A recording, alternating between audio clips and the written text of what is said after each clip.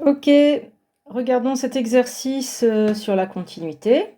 Il est assez formateur. Donc, première question, à partir du graphe, on vous demande si la fonction f semble continue en 0. Alors, je vous rappelle la définition. Continue en une valeur, c'est une histoire de limite. Est-ce que sur le graphique, la limite des f de x quand x tend vers 0 semble être égale à f de 0? Bah oui. F de 0 c'est 1. Quand les x ici s'approchent de 0, leur image f de x, on voit bien qu'elle s'approche de f de 0. Et ici aussi.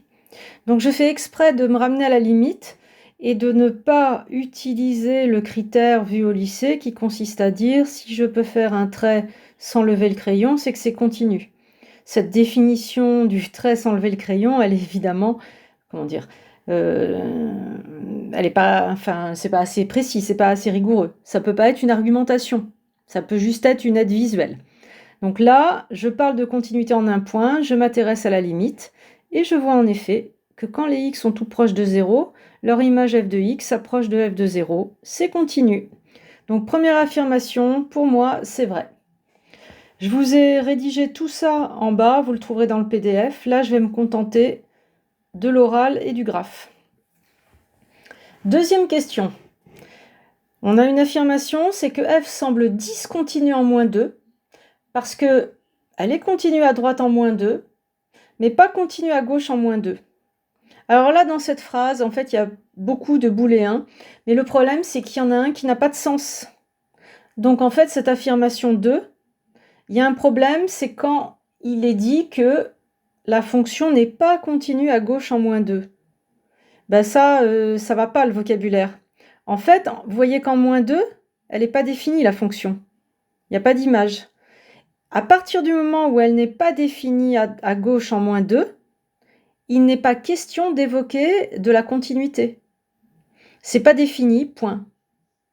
Et donc, ce que l'on peut dire, c'est que elle est définie à droite en moins 2, elle est continue à droite en moins 2 parce que les x qui s'approchent de moins 2 par la droite, leur f de x s'approche bien de f de moins 2. Et comme elle n'est pas définie à gauche en moins 2, on va s'arrêter là. On va dire que ça fait de la continuité en moins 2. Donc cette fonction, elle est continue en moins 2 parce qu'elle est continue à droite en moins 2 et pas définie à gauche. D'accord? Donc il y avait, pour moi, c'est du non-sens cette phrase 2 parce qu'il y a à l'intérieur un argument qui ne convient pas, c'est d'évoquer la continuité à gauche en moins 2, ça n'a pas de sens, on n'a pas le droit si c'est pas défini. Autre question. F semble discontinu en 5, car pas continu à droite en 5. Ah ben là, oui. Là, j'ai bien un f de 5 qui existe, il vaut 1. Quand je suis à gauche en 5, bah, les petits f de x s'approchent de f de 5, c'est bon. Donc, en fait, on peut remarquer qu'il y aura de la continuité à gauche. En revanche, quand je prends mes x à droite en 5, donc un petit peu plus grand que 5, je vois que les f de x, ils vont vers moins 2. En fait, la limite de f de x quand x tend vers 5+, c'est moins 2. Et moins 2, c'est pas f de 5. Donc en effet, l'affirmation proposée est juste, elle est discontinue en 5, car pas continue à droite en 5. Autre affirmation de phrase 4, f semble discontinue en 6. Pareil, c'est du non-sens. Pourquoi? Parce qu'il n'y a pas de f de 6. Regardez, j'ai pas donné d'image à 6. Donc si 6 ne fait pas partie du domaine de définition, il n'est pas question de parler de la continuité de f en 6. Ça n'a pas de sens.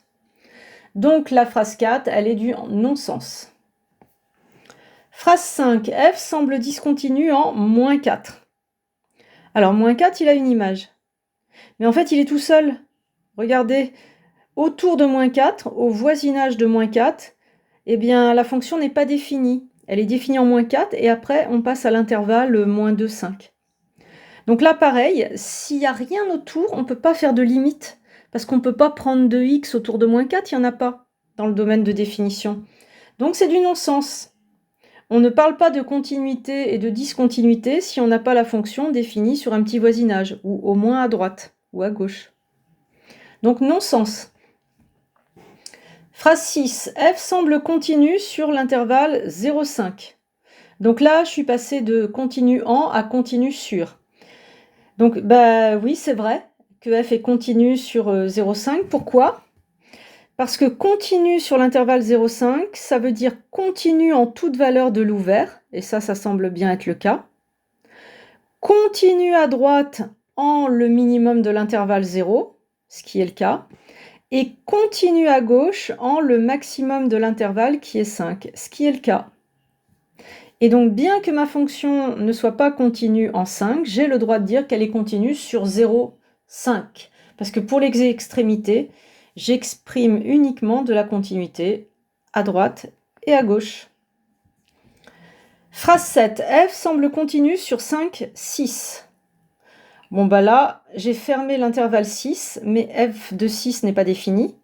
Donc, pour moi, cette phrase, c'est du non-sens. Vous ne devriez pas parler de continuité si déjà la fonction n'est pas définie sur l'intervalle complet. Phrase 8. On a enlevé 6. F continue sur 5, 6, fermé en 5, ouvert en 6. C'est faux. C'est faux parce que là, cette fois, la fonction n'est pas continue à droite en 5. Or, pour avoir le droit de dire que c'est continu sur 5, 6, il faut la continuité à droite en le minimum.